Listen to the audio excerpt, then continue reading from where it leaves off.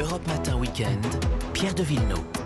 Ça y est, Sophie Petronin a passé sa première nuit sur le sol français, sa première depuis 4 ans. L'humanitaire bordelaise de 75 ans n'est plus otage et d'ailleurs, à ce jour, il n'y a plus d'otages français dans le monde. Une grande émotion hier au Mali, puis à Villacoublay, un silence remarqué du président Macron et une déferlante inédite sur les réseaux sociaux contre cette petite dame qui dit vouloir retourner au Mali dès que possible pour aider les enfants.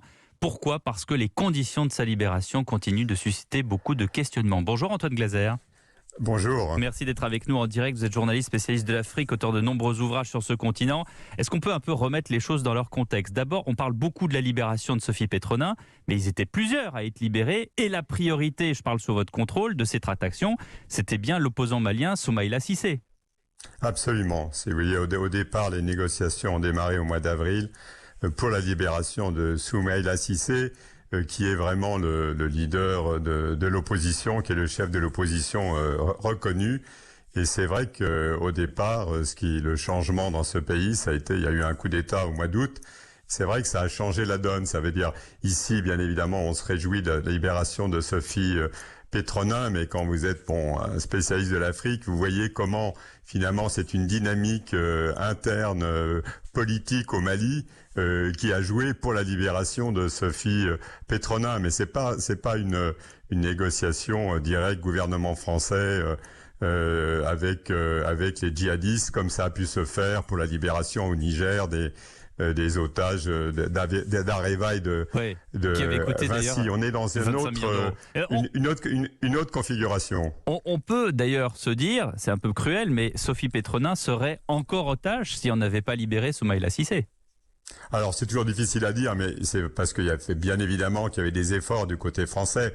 Mais je veux dire, les autorités françaises avec l'opération Barkhane, les militaires, c'est vrai que on veut pas dire c'était pas vraiment leur priorité, la libération de Sophie Petronin. D'ailleurs, on vous rappelait que son fils qui a écrit un livre et tout se plaignait, trouvait que les autorités françaises ne faisaient pas vraiment tout ce qu'il fallait pour faire libérer leur mère.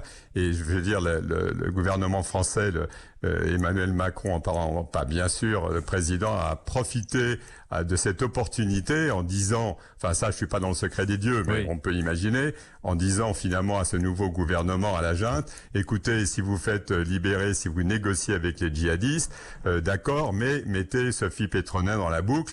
Ensuite, comme du côté de l'Italie, il y avait aussi la libération de 2 otages, Nicolas où ils étaient assez actifs, Exactement, d'autant qu'il y avait un prêtre et que le Vatican était extrêmement mobilisé.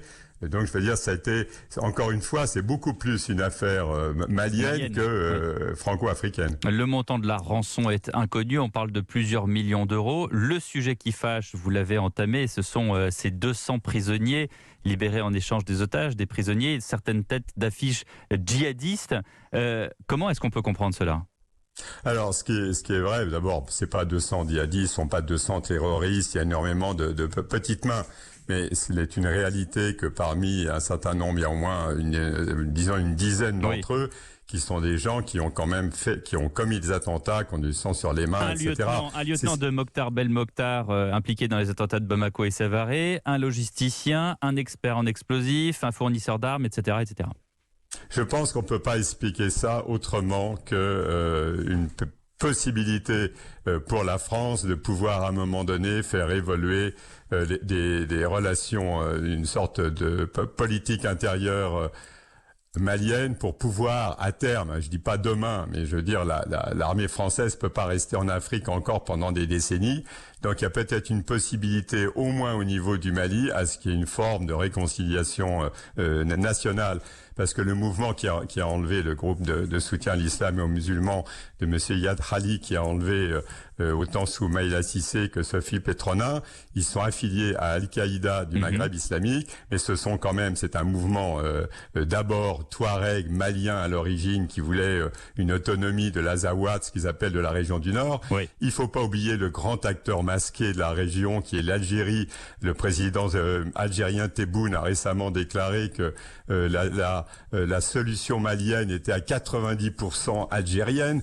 Donc c'était pas, une politique intérieure et régionale assez compliquée. Mais je veux dire, il y a peut-être une possibilité quand même à ce que les Maliens se réconcilient entre le gouvernement central, la junte et ces djihadistes maliens qui se connaissent bien, qui ont souvent travaillé ensemble.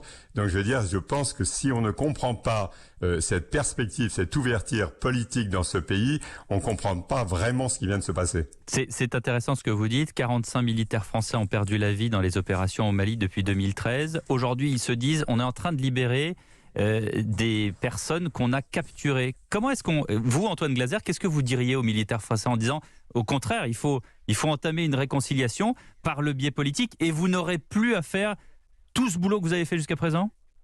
Je pense que les militaires français savent encore mieux que nous ce qui se passe, et je pense que ça s'est fait absolument en coordination avec leur chef, en particulier l'ensemble des services secrets français qui connaissent très très bien tous les acteurs. Et vous savez, les types ont dit, ils vont pas disparaître non plus dans la nature. Hein, je veux dire, ils seront surveillés. Les françaises les suit, les connaît, etc.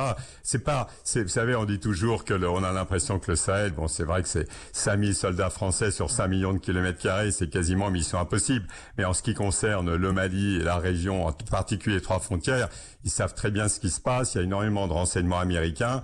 Et d'ailleurs, les Américains eux-mêmes, ils étaient pas tellement d'accord pour la libération de chefs rebelles qui avaient tué un Américain à un moment donné dans une opération.